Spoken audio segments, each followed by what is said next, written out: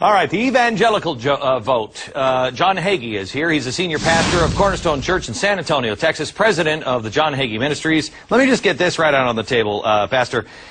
You've had some problem with the Catholics this week, and now it looks like John McCain, who you've endorsed, maybe distancing himself. Can you explain what happened this week and what your stance is with Catholicism? Certainly, I can explain that, Glenn. And first, thank you for having me on this telecast. Not a problem.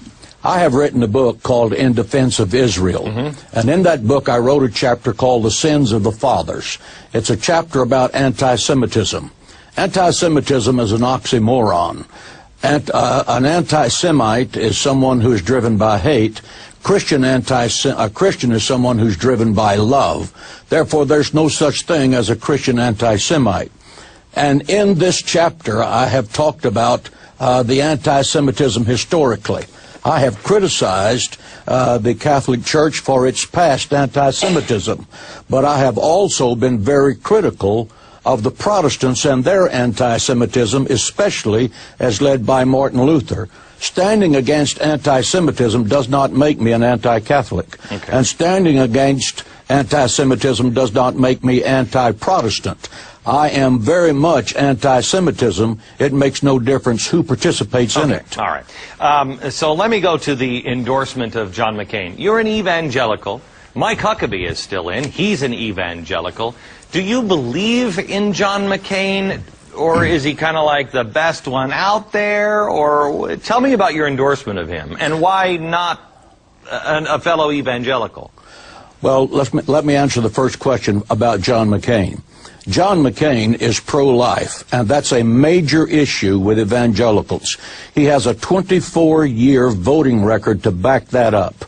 And if there is an issue that's visceral with evangelicals, it is pro-life.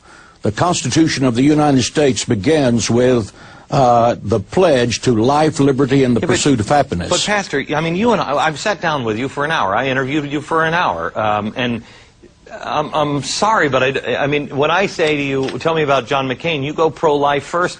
I don't think that fits with who I met on my set. You are a guy who believes we are here in the end days. Is John McCain the guy to make sure that, that you know, the end days don't happen as you believe we could be seeing now?